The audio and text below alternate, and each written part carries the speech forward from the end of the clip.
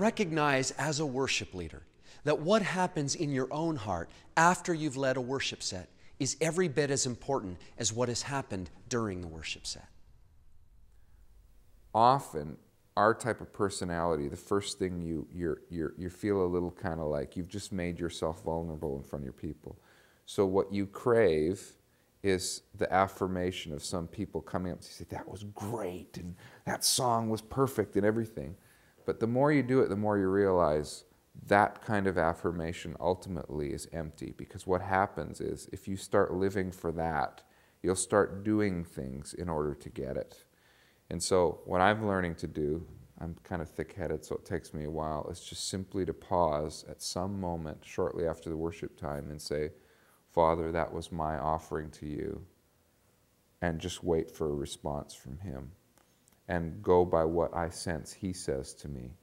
Because even if He wants to correct me and say, Brian, you shouldn't have done that because of this reason, it comes in love and it comes in a way that, and I'm not saying not listen to the human voices, then you're, I think, ready to listen to the human voices and learn our lessons.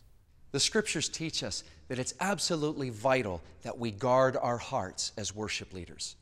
After you finish leading a worship set, invite the pastor to give perspective, comments, thoughts about the particular dynamic of worship that morning. As well, remember to avoid touching the glory that belongs to God. It's easy to believe our own reviews and to take into our hearts comments of affirmation, of encouragement that others give us. Be thankful for those comments. Look people in the eye and say that you appreciate what they've said.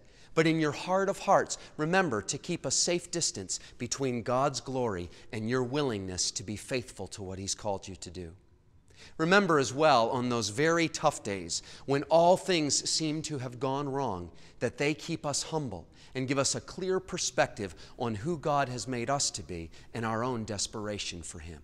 I've found that when you're leading worship, there'll often be times, hopefully mostly, where things go wonderfully well. But of course, there's always going to be those times where it's an absolute nightmare, where the PA is sounding horrible, something's feeding back, the drummer is having an off day, can't play in tune, and the congregation just seem like they're bored stiff, and it's one of the worst feelings in the world. And the amount of times I've felt like putting my guitar down and shouting at the congregation, telling them, come on, worship God. And I think those are the kind of things that every worship leader will experience. And usually when things are going terribly, just as you feel that it can't go any worse, you snap a guitar string and then you really feel like you've hit rock bottom.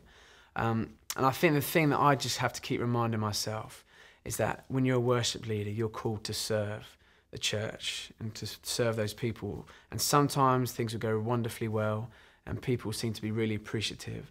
Other times things will go dreadfully and people won't seem to sing the songs or get into it.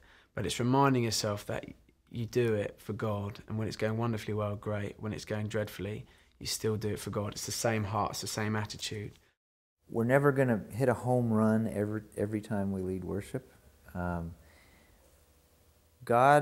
The God factor in the whole thing is that sometimes He chooses to pour out His Spirit in a fantastic way, and sometimes He doesn't.